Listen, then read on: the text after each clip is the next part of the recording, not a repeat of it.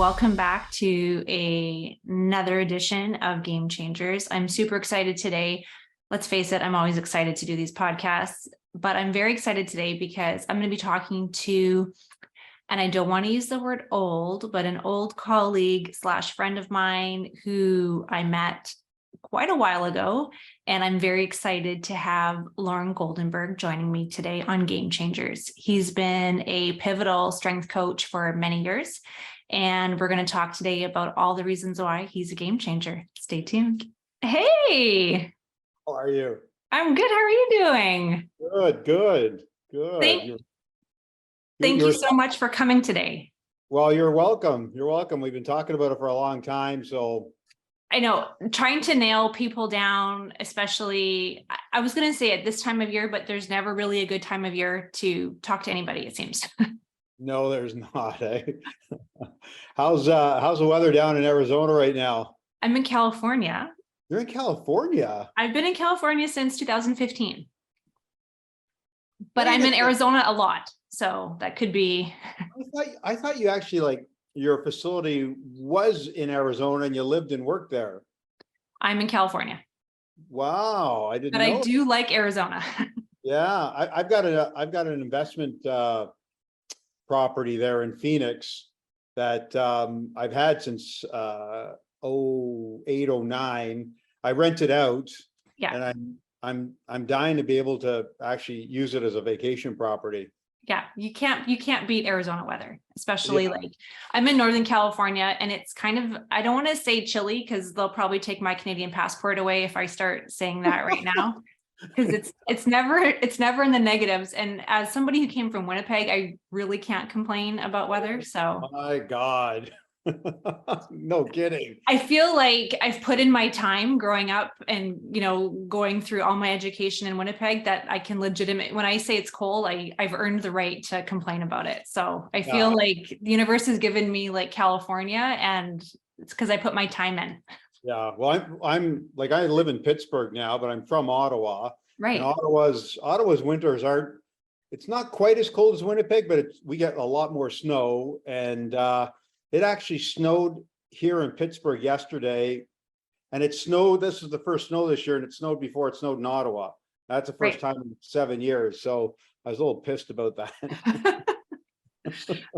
And snow is not snow. Like there's dry snow, there's lake effect snow. It's completely different. Yeah, totally. Anyways, enough about the silly stuff. I have like lists upon lists to talk to you about stuff today. So we're just going to get through whatever we get through, and we're going to go from there. So I'm going to have you introduce yourself. We all know who you are, but you go right ahead. Okay. Well, hi, I'm Lorne Goldenberg. I've been a strength and conditioning coach for over 30 years, actually probably getting closer to 40 years, and worked in a number of environments in National Hockey League, Olympic sports, professional football, corporate fitness and wellness, which I still do actually in Ottawa. And, and I'm wearing this Argo shirt today because it's Grey Cup week. I'm a big Double Blue fan, even though I'm from Ottawa. And actually, we're playing your Winnipeg Blue Bombers on Sunday. So yes. Yeah. So funny. CFL football is a whole other beast, isn't it? It is a whole other beast. You know what? Having worked in the NFL for the last 4 years, it's interesting when you start chit-chatting with different people and their views on it. It's eye-opening. I think CFL players, to just kind of jump sideways for a second before we get into anything, it's truly for the love of the game, because these guys are not making a whole lot. They're living for Sunday. And I think it shows a lot of passion for the sport and for the spectators. I mean, if you're in Canada and you're watching a football game at this time of year, you're a special person too. Yes. And I will tell you that the players in Canada, they don't train or play with any less intensity than the guys down here. Right. They want to win. Like the pressure is just as high. Yeah. The only difference is the dollars. That's right. That's right.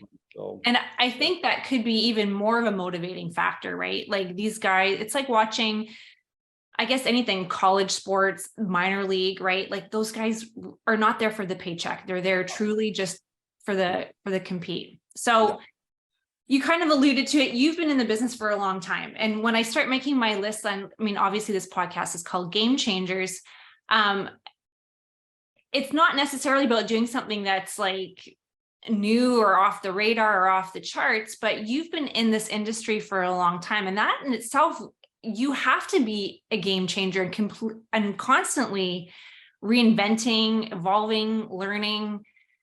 So how did you get into this industry that you're in? Like, how did you crack into this? And then we'll kind of go on how you stayed in this field. Well, I was like a lot of people, a former athlete who, didn't get to go where I really wanted to go. And at some point when I stopped, playing football, then I was, trying to figure out how to stay in it. And I can remember way back, gosh, when I was in my senior year in high school, they used to have, you get these national strength and conditioning journals, and they were in our library at high school. And I was just mesmerized because I was lifting weights, since I was 13. And I had this, I was always enamored with the thought of bigger, faster, stronger. And here was a journal, not a muscle magazine, a journal written by coaches and PhDs and research. And it just, it was just amazing to me that it was, there wasn't like half naked guys like posing. This was like legitimate methods to, become a better athlete. And although it didn't work for me personally, it certainly piqued my interest. And I always thought that, I actually joined the National Strength Conditioning Association in my last year of high school. And I've been a member ever since. I never stopped. Some of my friends, have stopped for whatever reason. And I'm a long-standing member with the NSCA. And I just knew that when I got to Ottawa U and physical education, I didn't want to be a physical education teacher. I want to coach athletes. I want to coach athletes and help them live out their dreams. And I started working, at a Nautilus fitness center at the time. And I don't know if you're old enough to remember, there was a big controversy back in the 70s and early 80s with regard to training philosophies. And Nautilus was this one set to muscle failure. And if you did it right, you didn't have to do any more than that. That allowed you to spend more time on the practice field, sharpening your craft. And I was a big believer in that. I actually did my undergraduate thesis with the Ottawa 67s using those principles. And so I'm still a big fan of that. I could argue it on both sides. And I don't think there's any one perfect method, but that was my real introduction into a programmed approach to strength and conditioning.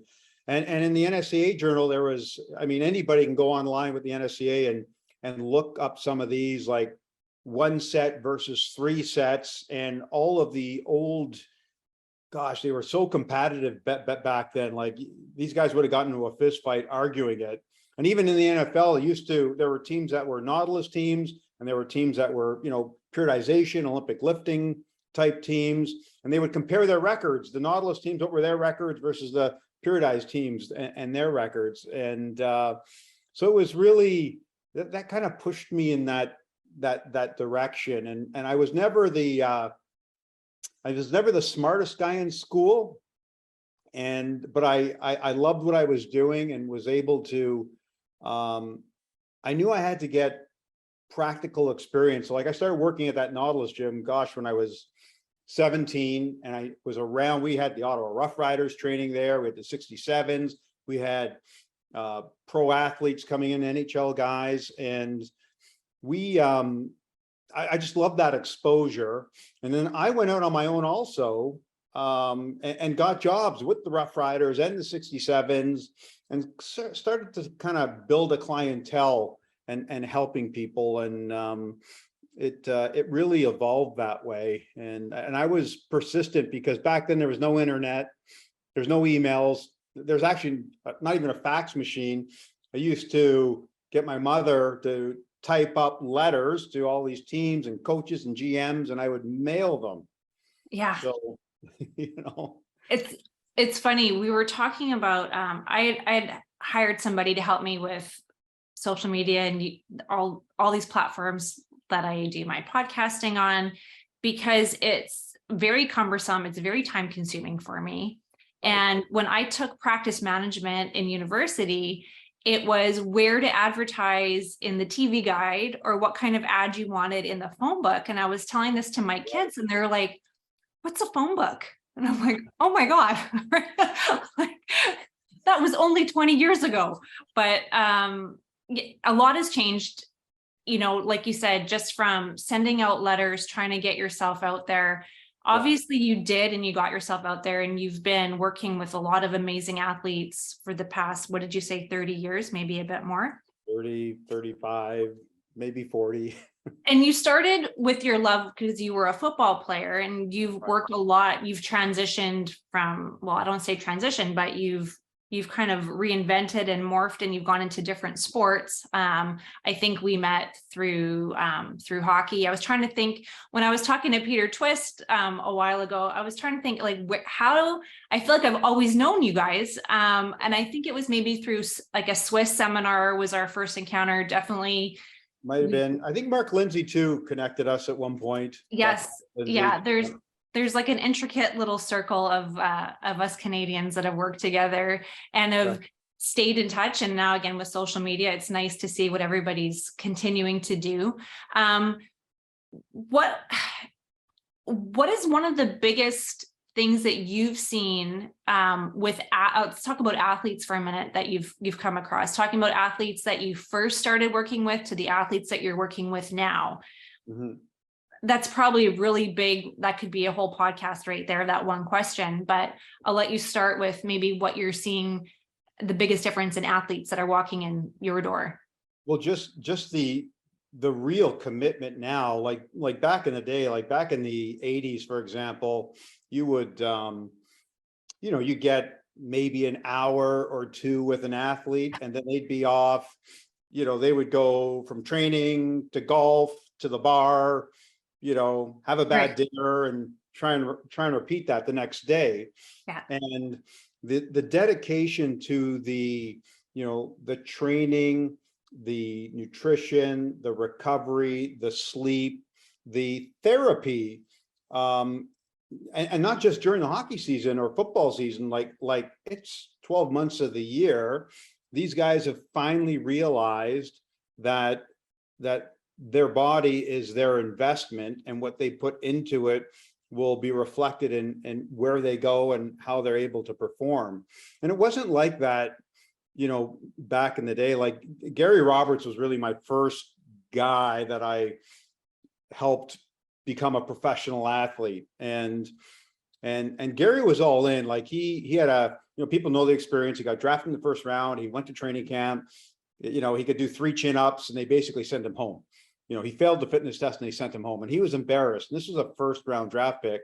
And although Gary, you know, he moved to Ottawa that following summer from Whitby to, you know, to train with me and to really commit into everything, he still, compared to Gary today, what was he? I think he's 57 today. The 57-year-old Gary Roberts who trains and eats and sleeps today is probably more fit than the Gary Roberts in like 1985, if you will, or 86. So, you know, it's all kind of a little bit of trial and error, and people have to live through things. But yeah, the expense that they go through and the commitment that they go through is like night and day if you look over the decades. I can't remember who had just said this recently. Again, it was a shift talking about playing 20 years ago in whatever sport to playing now. And it was like 20 years ago, you could show up to training camp and training camp was there to get you in shape. And now it's, you better be in shape by the time you get to training camp. Yes. So, you know, to your point, we're seeing a lot of athletes not taking any time off. There is no off season. the problem that I have, that I'm seeing a lot with teenagers, that elite teenagers that I see coming up through the ranks, is they're also not taking any time off. That's And right. so one of the big debates that we're seeing now is, specialization versus generalization. Yeah. And how do you make that choice when you're a teenager trying to keep your foot on the gas as hard as possible? Yeah. And then you're hitting that point of overtraining and getting injured. And we're seeing, I'm seeing a massive peak in repetitive strain injuries with teenagers. And that is something that you just would never even put repetitive strain and teenager in the same sentence 20 years ago.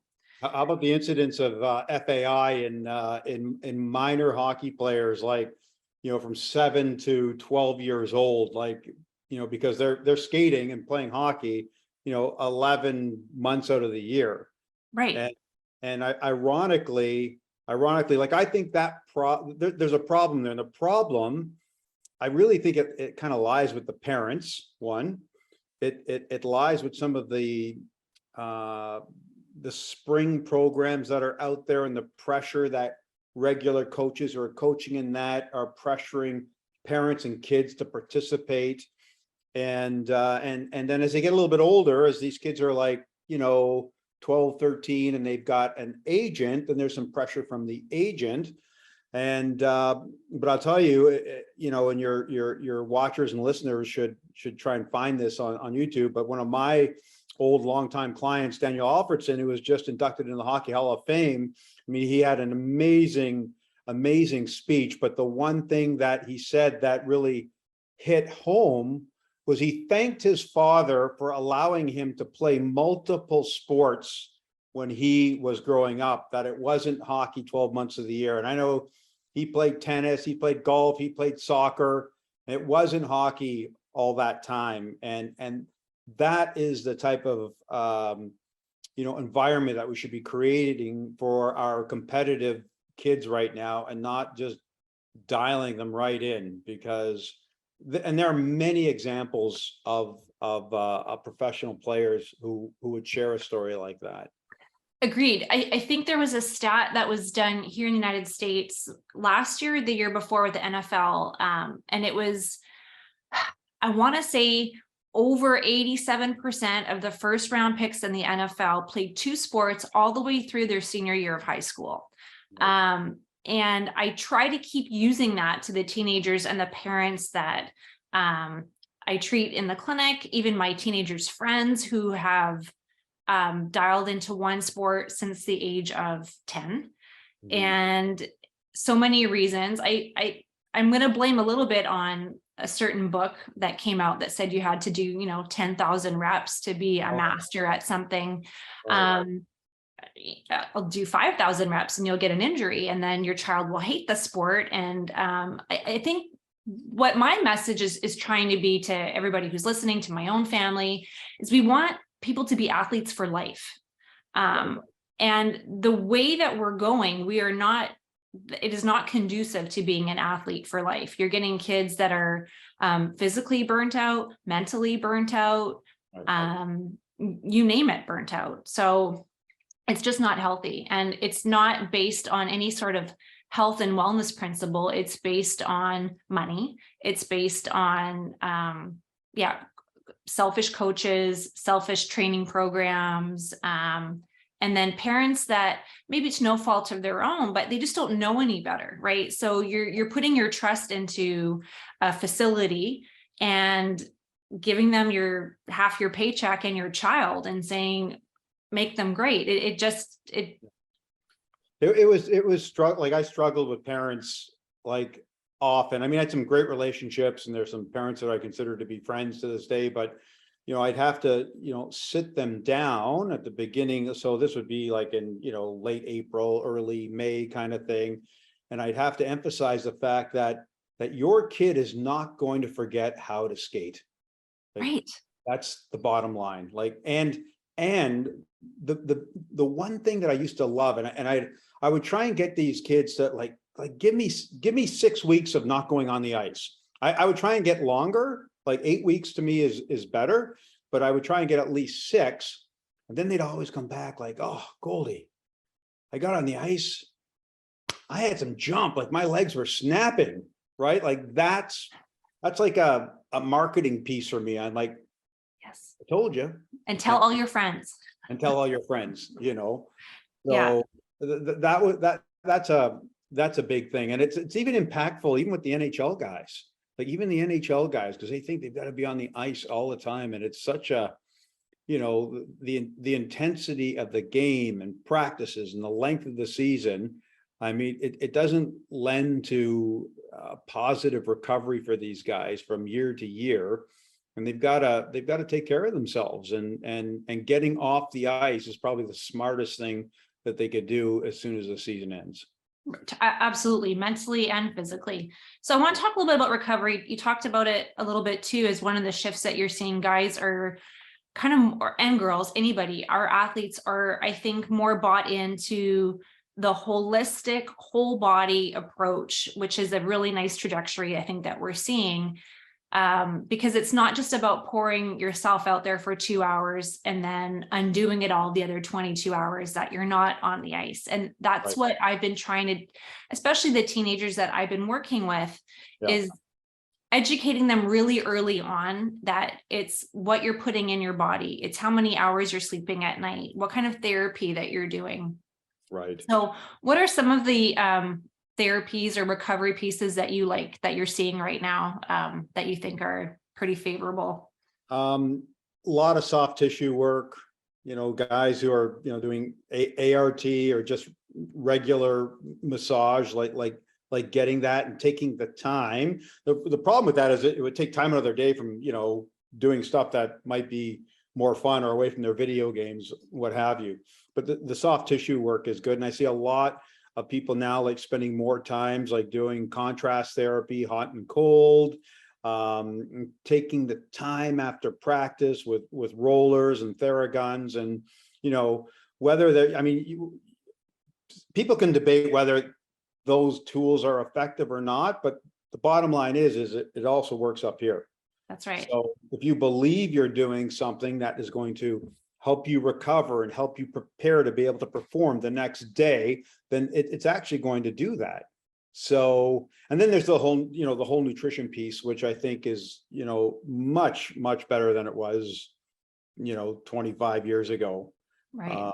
You know, like I know Andy O'Brien was with the Pittsburgh Penguins, did a great job with them and changing the menu, and you know, it helped them win 2 Stanley Cups. Like they were they looked at everything from, you know, condiments to snacks to main meals. Like they went in depth, and like I said, and they won 2 Stanley Cups. And you know, a guy like Matt Nickel and the program that he does in Toronto, everybody knows Matt was the, you know, creator of BioSteel. And you know, I visited Matt's gym this past summer, and it was amazing to see what he's got it all in one spot. He's got he's got like 6 beds out there. He's got a huge gym now, and he's got, you know, some of the best hockey players in the world training there. He's got meals coming in, the shakes and the pre and post workout stuff is, I mean, he's got it down to a science and has done an amazing job with that. And so is Gary Roberts for that matter. Gary kind of, you know, Gary set the tone, I think, for a lens on nutrition at the National Hockey League level. You know, the guy who was carrying around a blender with him in his hockey bag, like, that was unheard of at the time, you know? So, that's right. Yeah. I think, you know, it's funny. I was talking to a sports psychologist not too long ago about a lot of different things. And we were talking about recovery, nutrition, and sleep with performance.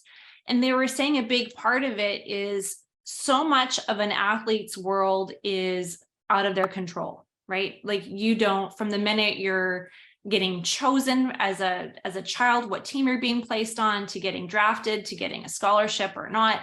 I mean, you can only do so much. So the recovery piece is a very nice tool that I try to promote, that you have control over this. Like you don't have control how much playing time your coach is going to give you, or how the call the ref is going to give you on the ice, but you control what you put in your body. You control what time you go to sleep at. So I think that's regardless of whatever athlete you're working with, pro to, you know, a 7-year-old, I think it's an important message that we as trainers give them, that it's not just about the time with us, it's what you're doing at home. Exactly. Sleep is a big one. You know, gone, well, I don't say gone, but depleting are the days where there's a big bowl of Ambien in the locker room. Are there any sleep hacks that you prefer to give your athletes? Holistic ones? Some of them are, you know, like social media is a bad thing for them, because sometimes they're up late flipping through, you know, Instagram, Twitter, what have you. I mean, I'm guilty of it also. But it's a matter of, and this is also where kind of technology is kind of, I think, been a positive. I believe in technology. I think it's been overdone. But you know, some of the apps like the, you know, the Aura Ring that helps you track and watch what you're actually getting and how deep, you know, did you get into a REM cycle and how long was it, and you know, how quickly did you fall asleep? Like getting that kind of information has helped them, but trying to make sure, I always have tried to, you know, get the guys I've been working with to, you know, be in bed, lights out by 11, right? And you know, that's the goal. Whether they achieve it or not, they're, you know, that's kind of the goal. And when they get into that routine, and it takes some time, because some of these guys were going to bed at, you know, 1, 2 a.m. and just like sleeping in or what have you, and then they're dragging their ass when they get into the gym. And so I tried to get them like, just go to bed, and you know, set your alarm for like 6 a.m. and a couple of nights of that, and your body will catch up and you'll get into a routine, and it'll be painful for a couple of days, but you need to get into a routine and set your internal body clock for normalcy. Right. One of the studies that just came out recently was about growth hormone and restorative sleep. And the majority of that is being produced between 10 p.m. and 2 a.m. So if you're going to bed at 1 a.m., you're not getting into restorative sleep until after 2. You've missed that window. Right. So trying to set the tone and the message that not all 8 hours or 6 hours are created equal. And it's hard when it's game night and you're not actually getting home until closer to midnight. And then your brain is racing and your body is racing and all the things are happening. I work a lot now, obviously, with FSM. And so some of the protocols that we use with microcurrent are so helpful in getting athletes to sleep, because you have this immediate natural sedative effect. And I've had so many guys that just will grab a device from me just so they can go to bed. And I'm like, if that's the only thing that I can help you with, that's a huge part of your recovery and your athletic performance, is getting you to sleep and staying asleep. So sleep is a big one. What about supplements? Are you touting any big supplements or vitamins these days for athletes for recovery or performance? Well, not a lot. Like I'm more of an advocate of them eating properly, like having 6 meals a day and spread out throughout the day, and making sure that it's a pretty balanced meal. And then, you know, when we have you know, athletes who have challenges, eating challenges or allergies or what have you, then I've got, you know, there's different people that I go to help me with that, to fine tune it. But I mean, you know, magnesium, calcium, whey protein. I'm not a big like pre-workout drink guy, because a lot of the research now tends, like, I mean, if you're going to have a 3-hour workout, you might need that. But if you're having a 90-minute workout, you probably don't need it. Right. You know, and if you've gotten up early enough and you've had the right nutrition before your workout, you should be fine. So, you know, a lot of that pre-workout drink hype, I think, is overhyped. And people would be, because younger kids, like, you know, teenagers especially, like my son. Well, my son's 27, but he's been like this his whole life. And he 27? That can't be right. My son, I know. We're getting old. Okay. Anyways, like he literally does not eat breakfast. Like he's never eaten breakfast. Like he'd get up in the morning, and I've got this concoction I call Goldie's eggs that, all champion athletes eat Goldie's eggs if you train with me. And I used to make it for him, and he'd never finish it. Like he just doesn't like eating in the morning. And my daughter doesn't either, for that matter. It's just, and he's really super active, but I can't get him to do that. Like his body, so we make up for it later in the day, but just trying to get them to, when I give them a meal plan that has 6 meals on, it's like, how am I going to eat all this? Like, it's a lot. I gave a talk a little while ago to some teenage athletes, and I was helping some of them go through. One of the first things I do when someone comes to my clinic is I want to take a look. I said, just give me a food journal for a week. It doesn't have to be on a fancy app, or just kind of write down. And the vast majority of my teenagers, especially girls, are not eating remotely close to the caloric intake that they need to sustain what they're doing, not school, just growing. So getting athletes to eat, and I get it if you're not always hungry, but sometimes it is a little bit of adapting and pivoting as a trainer, somebody who's like, okay, I get it, you're not going to eat in the morning. And you have to be realistic too. Like some people I am, for one, I'm not a big breakfast eater, never have been. But I definitely make up for it at lunchtime and dinner time. So I think a big part of it is helping people try to overcome all these little obstacles, whether it's with nutrition or sleep, and just being realistic with goals. And that's hard, right? As a trainer, you can't want it more than your client. Yeah, sometimes you do though. And it's, sometimes you get that with a really skilled client, right? Who's just kind of giving you enough, or giving you what they want because they've been told they have to. I've been in many of those situations over time. And, at the professional level and junior hockey levels also. So that's a battle. That's a battle at times. So. Yes. Speaking of battles, do you have a favorite failure? We're all about failing in my house. We try to not be perfectionists, and we're trying to, I think, me as a parent and as somebody who's trying to help athletes, I'm trying to constantly push people to get uncomfortable. Right. So some of the times it's taking, a 250-pound athlete who could like run through a brick wall, but putting them in these very kind of tedious, uncomfortable exercises to show them they actually do have a weakness, and the weakness is good, and we're trying to get stronger. So do you have any favorite moments of your own personal failures or failures with an athlete? Well, not with an exercise per se, but there is one failure that always comes to mind. Like when I got hired by the Ottawa Senators back in the 90s, I got hired, and it was Alexander Daig, who was a first round draft pick for the Senators at the time. Super, super skilled. He was supposed to be the next guy. And he tore up the Quebec Major Junior League, and in his rookie year, it was okay. It was average. It wasn't where they wanted him to be. And Jacques Martin had hired me and brought him in, and like he was my project. Like, get this guy, teach this guy how to be a good pro.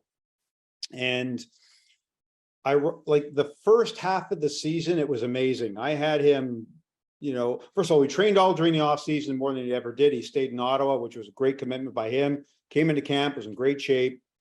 And then I had him, we were doing like pre-game workouts, post-game workouts. He was eating properly. And more importantly, he was producing on the ice. I can't remember what the goal total was, but going into the All-Star break that year, I want to say he had like 23 or 24 goals into the All-Star break, which was, I think it was better than the year he had before. And I can't remember how many points he had total. And then for whatever reason, he went into a slump, and he just stopped everything. He did the team workouts, but he stopped the pregame workouts, the postgame workouts, just the extra things that he was doing before. and he finished that season with 2 more goals. Wow. So that was a good learning thing for him. And I don't want to say it was a failure. Like, I mean, we made the playoffs that year, which was the first time in Senators history, which was good. But for Alexander Daig, it was a good learning moment for him, that you can't take your foot off the pedal. You got to keep doing those things that matter. And I've used that example with many athletes in different sports over the years. Right. Yeah. It's a tough lesson, right? Like and there's been so many memes and analogies of success, right? You see the tip of the iceberg, but you don't see all the stuff underneath it that led up to that. But it's also the work that continues to stay up there, right? So just because you peaked doesn't mean it's a God-given to just stay on that trajectory. Yeah. So again, going back to you yourself and staying in the business and in the game, who are you learning from right now? I mean, we saw you had a nice, or was it you or Ken? Congratulations on your Lifetime Achievement Award with Swiss. Swiss conferences, for people who are listening, they are so much fun. These weekends, the lectures that the lecturers and the presentations that Ken organizes and brings, there's so much learning that goes on, but it's all these little side conversations. I remember having, meeting people, there's so many keen trainers at this facility or at this conference. So you've been going for quite a few years to Swiss. Where else are you learning from? Like we're both taking Peter Twist's fascial line training course. I've yet to complete it. Life got a bit busy, but well, you know what a good thing is, like a lot of these guys that I'm learning from are my friends, so I can like call them up anytime and talk shop. Like I do that a lot with Matt Nickel. I've done it with Dr. Stu McGill. He's been a big help for me personally in my low back pain issues. Dr. Eric Serrano in Columbus is a good resource for me. Peter, obviously. There's another guy, JL Holdsworth, who is a former world record deadlifting champion. He's in Columbus also, has an amazing place called Spot Athletics. And I met him through Swiss like a number of years ago, and he's become a great friend and a guy I could bang ideas off of, and really enjoy chit-chatting and talking shop with him. Mike Boyle is a guy that I get to chat with every once in a while. So it's fun. I don't go to as many conferences as I used to, or I'd like to. And then as I've gotten older and, I see kind of cool things coming up, I want to get out to it, but I'm like, I want to do something, more fun for myself. Again, like we talked about with our athletes, like you have to change it up a little bit too, right? And you can't always just be in the weeds with it. Right. Going back to training. Let me go back just one thought on that. Yeah. Like I find that the coaches today are almost like, at times I want to tell them, like, get a life. They are taking every single course. Like I know at the University of Pittsburgh, all their I watch online, all the courses and people coming in, like that to me is, you can have information overload, so that you're a jack of all trades and master of nothing. And just because you know a little bit, that might make it a little bit dangerous, right? Like totally. Get good, just like with our athletes, like get good with the fundamentals and don't worry about taking every single course that's out there, because you don't need to do that. That is very true. And I think, again, going back to technology, like I love technology as well. Like we owe a lot to, where we're at. I wouldn't be able to do this without the advancements in technology, speaking to you. But we are inundated with information and studies, and I'm putting studies in air quotes for people who are listening and not watching on YouTube, because not every study is worth something. Like anybody could throw a paper out there and have it published on the internet right now. So I think a lot of it is, and I'm not sure if you feel the same, but athletes are coming to us with, well, I'm supposed to do this and not that. And because the internet said, and just because somebody has 40,000 followers doesn't mean they're worth anything. And I'll go back to Mark Lindsay, for instance, he's not posting on Instagram every single day, but he's one of the best sports therapists, doctors, brains out there that I know. So again, you're totally right. Jack of all trades, master of nothing has no space in professional sports. It's impressive on social media, and that's about it. That's right. And those of us who have been in the industry over 20 years, we're not exactly Instagram proficients half the time. I have to have alarms that today's the day I have to post something. So I'm trying my best to put good helpful information out there. Let's go back to a minute for changes that you're seeing in off-season versus in-season training. How do you, I guess it probably depends on the sport, but what are some of the changes that you've seen? We talked about off season, guys are coming in more and more shape. They're more dialed into their recovery, but what about a training perspective? Are you looking at correcting weaknesses in the off season? Are you how does the build look like going into this season? And then how do you maintain that with an athlete during the season? Yeah, there's always a corrective phase for me because you have these guys come back and it's almost, some of them want to do Instagram exercises like right from the get-go. And, so like I do we do some performance testing, but I also do some isolated muscle strength testing, just old Kendall and Kendall stuff. Like I like to put my hands on an athlete. I want to see how that joint is moving, what kind of resistance they can give versus what's happening on a force plate, for example. And because I think there's a lot of value in putting your hands on an athlete to help assess, and then bringing performance and that together. And I always spend, depending on the athlete and the level that they're at, they may be doing corrective exercises for, 2 to 4 weeks. Right. And until they are solid and ready to go, we're not having them do Olympic lifting right from the get-go because it'll look good on their Instagram account. But it's a struggle with that. And new clients, sometimes when I've gotten new clients over the years, they're like, when are we really going to work out? And I'm like, in time, young son. I think that's hard sometimes, like you said, like it's building the foundation. And I think any trainer worth their salt sees that foundation as the most pivotal, crucial component of training. Putting that blocks on top is the easy stuff. But getting your client for that buy-in of that foundation, if they don't have that foundation, they're not lasting long. And No. The last thing you want to do is there used to be a guy in Ottawa who I had to compete for business with, and his whole program was based on Instagram and Twitter. It had no foundation, but it looked really cool. Right.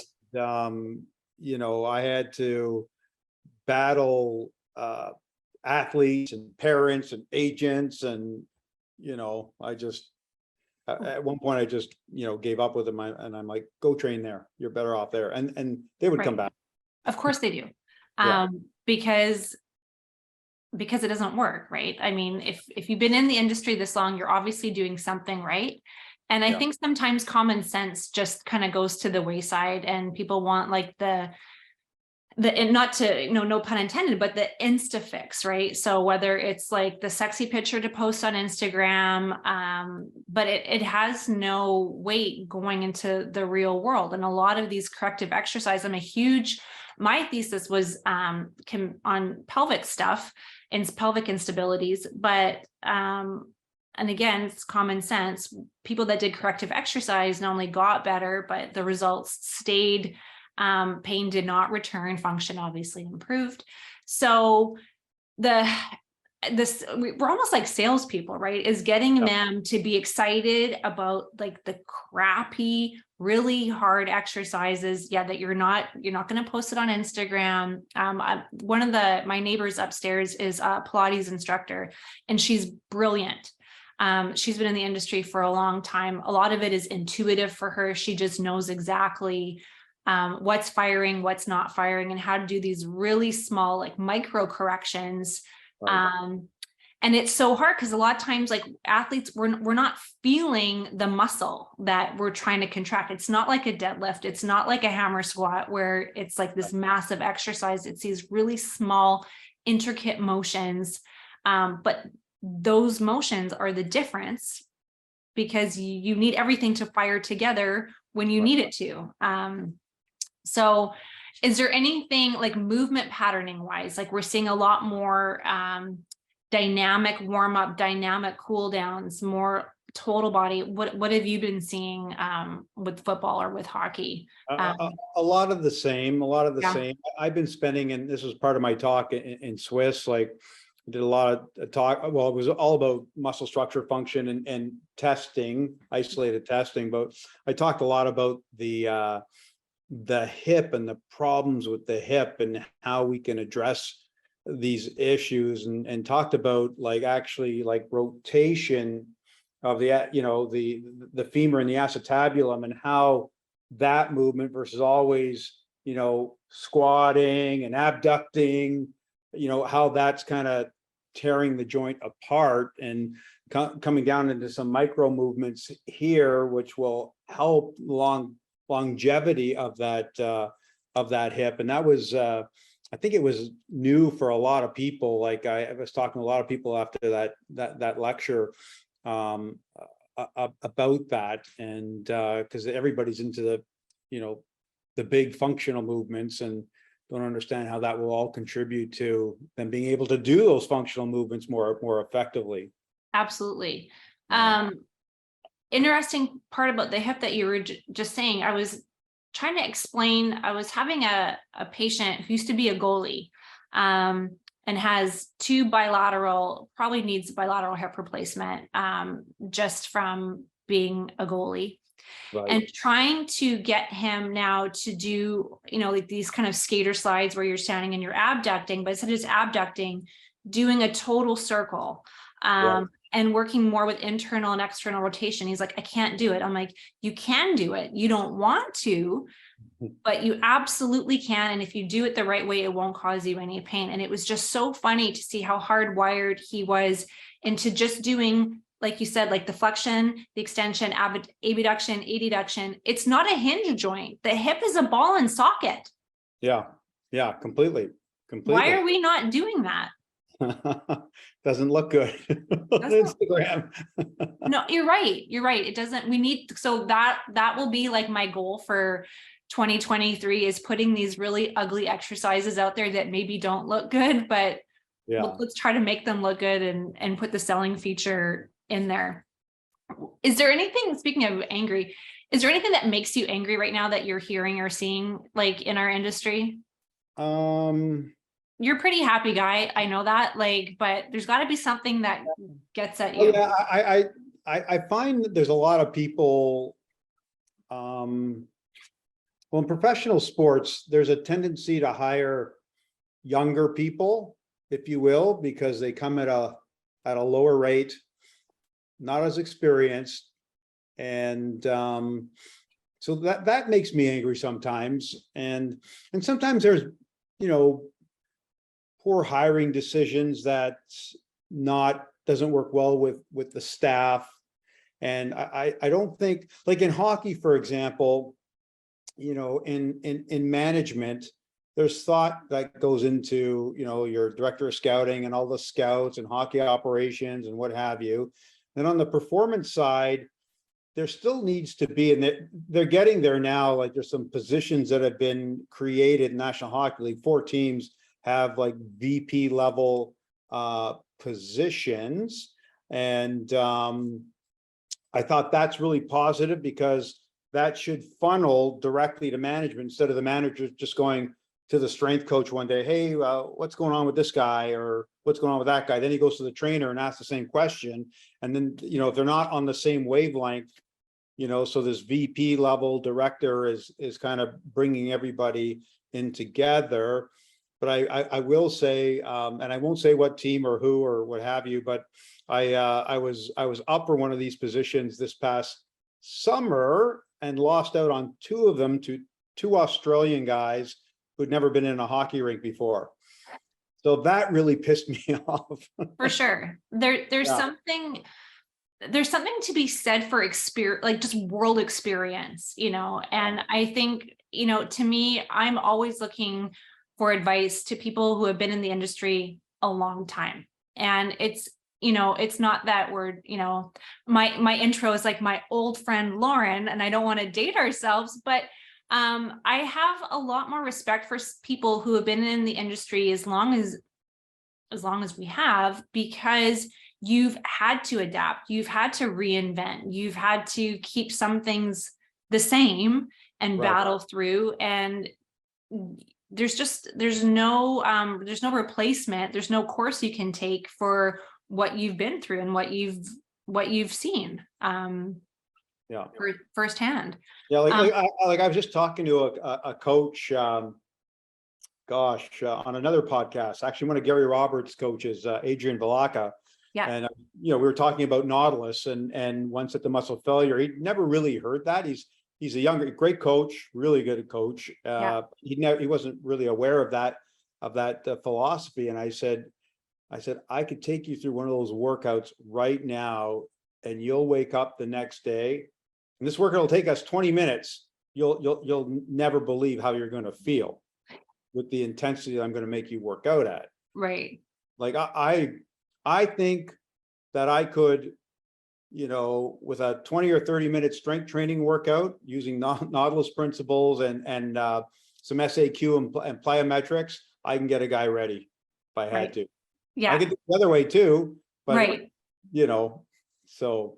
Yeah. And again, it's just the experience and the time and what you've seen works and what doesn't work. And, again, going, nothing against Instagram, but like and every day there's something new and something bogus and something that's just plain silly, but with the right person endorsing it, it's going to take off until time goes by and people realize that actually didn't work and the results weren't there. Well, like the last 4 years, I worked with Ben Roethlisberger. He was my full time. I was working full time for him. Yeah.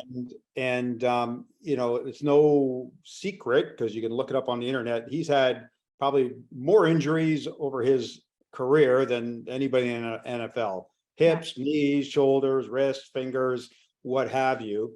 Like the workouts that we did, they helped him, but they weren't Instagrammable. Yeah. And because of how long he had played, we were doing a lot of corrective exercise and I was just prepping him to get ready. We didn't have to, I wasn't worried about how much he could squat or deadlift or vertical jump. I was just worried about having him be able to move with fluency and efficiency and to feel good when he was out there. And it was nothing fancy.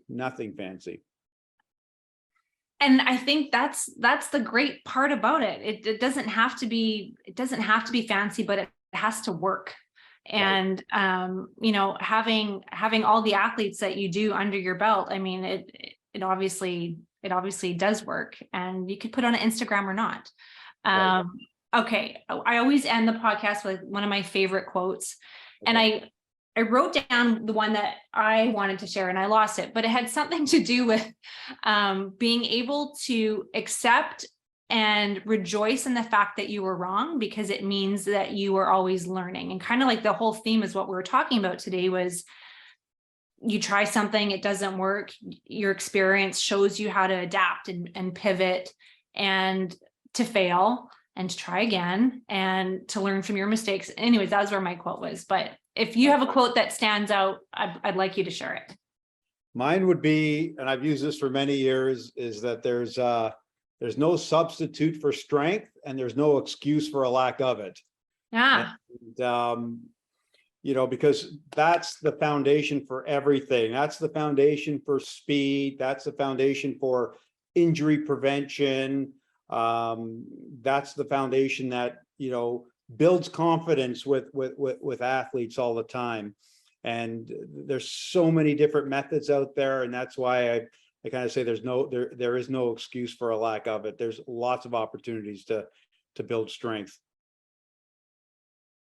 That's a great note to end on. Lorne, thank you so much. I'm so glad I finally got to nail you down and we could make this happen today, because everything is always so busy.